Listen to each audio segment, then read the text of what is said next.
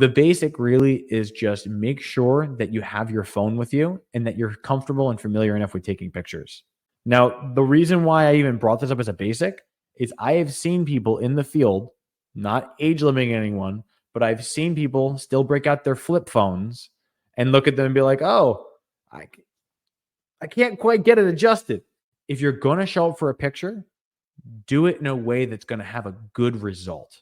So either have a specialized phone just for that, or even bring a camera if you don't feel like you have that. Make sure you have the right equipment, because you're not going to be able to take quality pictures with your kid's backup camera.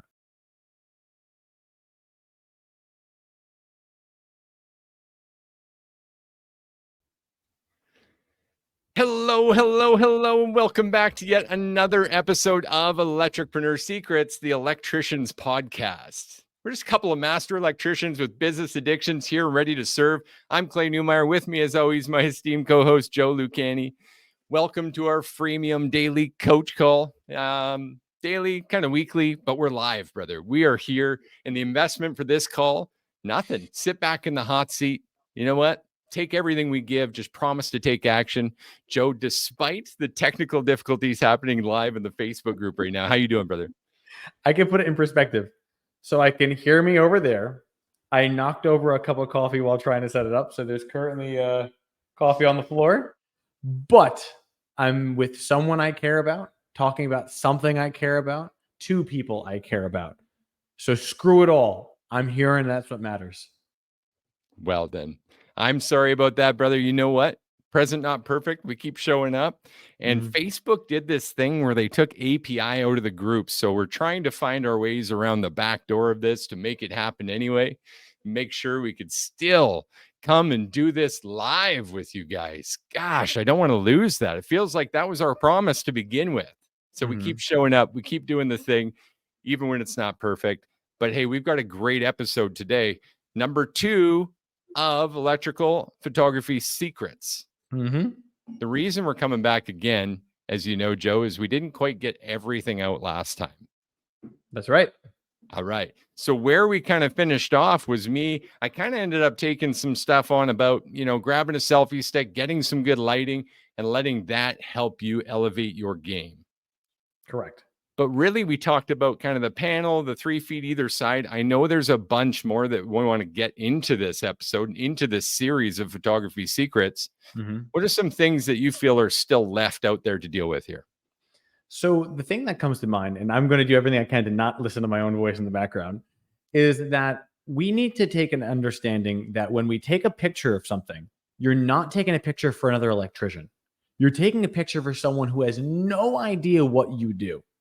Like, think about the typical electrical contractor pages that people follow. It's always, here's a picture of the meter or the panel open, and you can see everything properly terminated, and people are still grilling them because maybe one wire was slightly bent. You take that same picture and put it in front of a homeowner, doesn't mean anything. But you put the cover on it now, and now suddenly it means something to them, and they can understand what it is. But this is where a lot of electricians go south. They focus on the work that they're doing, but not how the work is perceived by the untrained eye. Can I go into that a little bit? Yeah, please do. Okay. So I mentioned earlier how everyone's looking for the nicely kneaded, everything tied out, perfect, all bent in 90s. Great. Awesome. You put the cover on and you go to take a picture of it. I have seen electricians take pictures slightly crooked and then post it. Or they'll end up going to something, they'll put it right up in front of someone. Or they go to take a picture of the panel and it's not properly sealed around the outside. Like you look at it and you're like, oh, wait a second. You had to cut a little bit of the sheetrock in order to get it to come in. What does that communicate to the homeowner when they see your finished product and see that it still needs sheetrocking? Not good things, man. They're not focused on the things that electricians focus on. Exactly. They're focused on the shit they understand. Yeah. Additionally, how many times do you see that people post about exterior services? Like, I just upgraded 100 to 200 amp service and made this customer so happy. Like, it's good you did the post, but look at what happened. It's usually, well, it was old vinyl and they boxed it out and they moved the meter and they put it right next to it. Oh, and the siding's to be done by others. So what you did was you moved it. It's 100% to code. Maybe you put some AZAC board over the front of it, but now it just looks like a sore thumb to the customer. They're not going to want to buy that. They're going to say, what happened to the sheetrock there? What happened to the siding? I used to kind of keep this rule in mind of like, if you can't take a picture of something after you've finished with it and it actually be done, then you shouldn't be done. But the reality is what you just said actually strikes very true. I think a lot of electricians miss that that's not actually done. That's the Mhm. big problem here, isn't it? What the I agree homeowner with you. sees is done and what the electrician has done is not the same. So the expectations are different and the photos are shit because of that. Yeah, because we're trying to appeal to the wrong person. The image that we're trying to convey isn't I do great electric work. Because technically any electrician can say I do great electric work. But when you can convey the experience and the finished product they receive as a result, oh, that's the real goal. So like let's talk about lighting as an example, right? Chandeliers of sorts. Did I lose you? Oh, there we go. Still with me. Awesome. So you think about putting in a chandelier. Now, what about the room that should be illuminated? Personally, whenever I wanted to take a picture of a chandelier, I would stand outside at night and I would take a picture looking in through the beautiful glass in the front because it communicates what the customer is really receiving rather than you just standing beneath it and going, yep, that's a chandelier 25 feet up. Looks good from the bottom, doesn't it? Yeah, yeah, or hit the point 0.5, right? Point 0.5 is a great tool, but not for this kind of after effect that we're Mhm, looking for. In that case, it would do you some actual damage better than it would mhm. help you. Exactly. Or technically, even when you talk about cutting and recessed lights into a customer's living room, every one of us had put between 4 and 6 in, but were they absolutely laser leveled? If there's one that's slightly, now I'm not calling you guys out because I know we're all perfect electricians, but for the some of us that didn't use the laser, if it's slightly off, you know your electricians are going to catch it. But what Mhm. about the homeowner?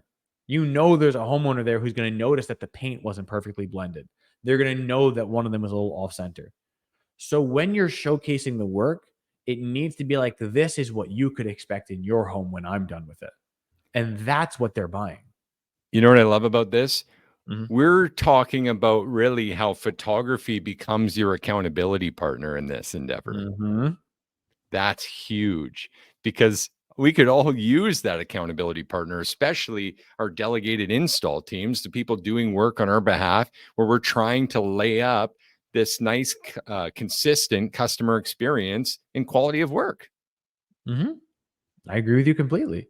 At the end of the day, we want to make sure our clients have the understanding that this is the finished product, but giving us the accountability also helps our technicians too. So, like, let's say, sake of argument, you have the perfect install.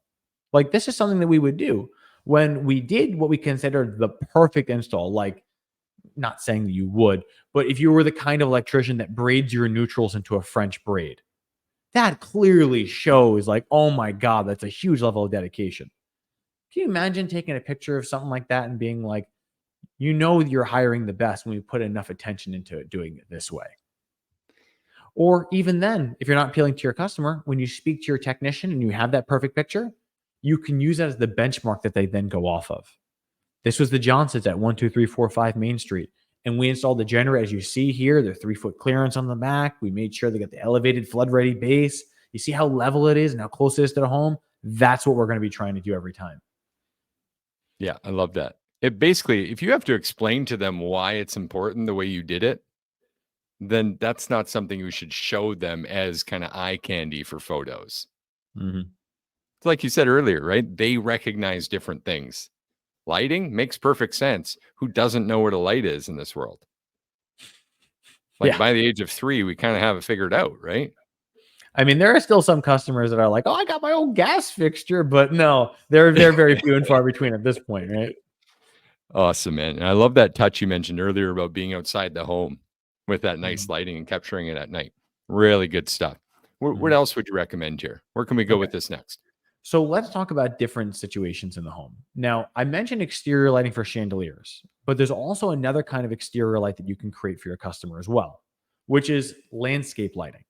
Now, a lot of times, some people call them uplight, some people call them accent light. but they're not served for just illumination purposes. It's not so I know to go from the front door through the walkway there. It's to bring a warmth and comfort into the home to make it seem inviting. So when you're standing at the front of the driveway, looking at the angle full picture, you can choose the filter of the lighting that best capitalizes off of it. If so, in other words, if you're on 3500 light, you'd want to probably go for a softer filter. Now, I doubt anyone would be at $5,000 Kelvin, but if you did, you could go for a brighter, more light absorbing filter. So simply understanding, what is my goal? If I'm going soft light, it's meant to be inviting. If I'm going bright light, it's meant to be illuminating, and the picture should match the finished product. That's really good, man. I love that filter concept and adjusting using those filters. I mean, they're preset in your phone anyway. Makes it really easy. I mean, phones take great pictures. Why not use those extra tools? Why not check your zoom in a few angles? Why not add a couple of different filters? Why not try and get the best picture possible so that you can show someone and have them actually crave that kind of installation at their house? Go ahead, my brother. There's another thing that actually comes up to mind that I actually really enjoyed doing, which is you can use your pictures to create a very strong differentiation in the mind of your customer. So let's say digging a trench, right? The average electrician, let's say you're digging it by hand. You dig, you dump left. You dig, you dump left. And you continue doing it the whole way over. Then eventually you drop your wire, you backfill, you scoop in, tamp, right? That's bare minimum standard. Yep. What we would do was we would actually get ram board and cardboard, and we would lay it alongside the trench. But what we would do first is we would cut the grass and toupee it. So I would pull the top layer of grass with a knife and with a flat spade, and we'd physically fold over the grass and put the grass on the right-hand side of the trench. Because we were right-handed and we could dump to the left, the cardboard was on the left-hand side of the trench. So what we would do is we would put all the fresh dirt on the cardboard and all the grass on the top. Now, if you took a picture of this to the customer, they would see a very organized process. Yes. But then you can even video the finished product.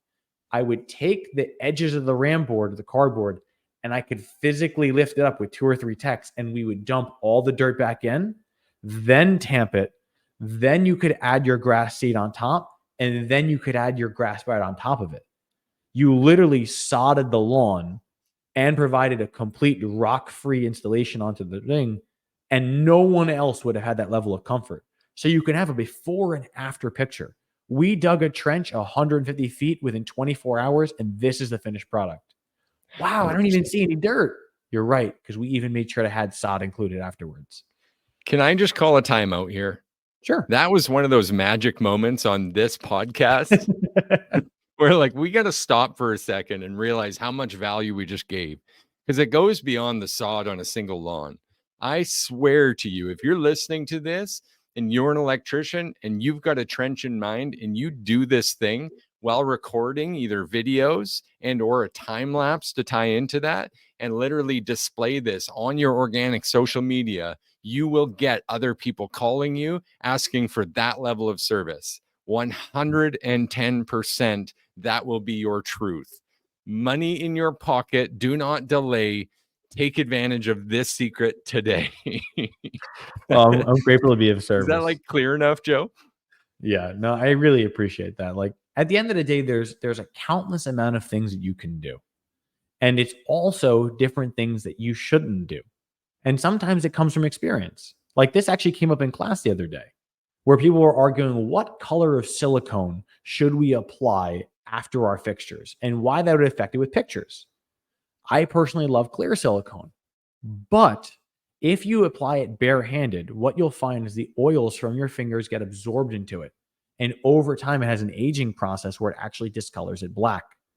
So if you're going to do it and you want to take pictures of it, take something that'd be good photo ready, meaning apply it with a white glove. Imagine showing someone finished product saying, we always ensure that we take care of things to the nth detail, meaning that you get white glove service inside and outside the house. And you see someone with a white glove literally trimming out. Like, what would that do? That's almost practically like a marketing episode. Definitely, man. Yeah, that attention to detail, not only spoken, but demonstrated. That's massive to literally say, hey, white glove experience, and then see it and actually have that experience. can I call a quick timeout again? Sure. What's up? If we're being honest, I don't know that I've ever had a true white glove experience. People talk about it. I get the frame, you know what I mean? But like, Yeah. have I ever seen someone come and serve me with a white glove on? Well, latex or not. If you say white glove experience, why not deliver? I appreciate that you threw that in there. There's a reason why a lot of people don't, and I can speak to why we should. Yeah. So true white glove usually doesn't mean latex white. It usually means felt white. The reason why is because you don't want fingerprints to stick to specialized glass. So when we did have it, like, you know how we have our tactical tool rival where every pocket has a purpose? Yep. What we would do is our felt gloves would go in the front. The only time I ever used my pocket, front pocket would be where the felt gloves were. And you would always wash your hands before you put them on so that the oil doesn't absorb through the glove. Nice. If your customer could see that, that's an amazing experience. But to truly do white glove the right way, those are the kind of steps you need to have in advance, which is why so few people are doing it when it's not absolutely required to do so. Massive, massive stuff, Joe. We kind of got to get back to the photos here and finish up. Was there another point you wanted to attach, or were we able to hit all the photo points today? Well, we kind of went off a bit of a tangent on it, but I would say the last thing that I would recommend with pictures is that you can use pictures not only for training, in that you're taking, also take them from your bad examples. Now, the reason why I say that is you can see other work from both yourself and your competitors and not use it to badmouth anyone, but you can have a standard of this is good, but then also take pictures and say, this is what we train for. So in other words, if you were to see that there is, oh, I'm in this room and I recognize that there's a recessed trim light that's slightly sagging, you could be like, okay, guys, I saw this. What do you think we saw? What would we do for this room? We're in this room for Mrs. Jones. What kind of solutions would you present? So you can put them in the minds of a bad situation, have them recognize what the bad situations look for. So now they're consistently looking for those downsides. And then it's also now a training experience for their options in their design. Love it, man. Really, really good stuff.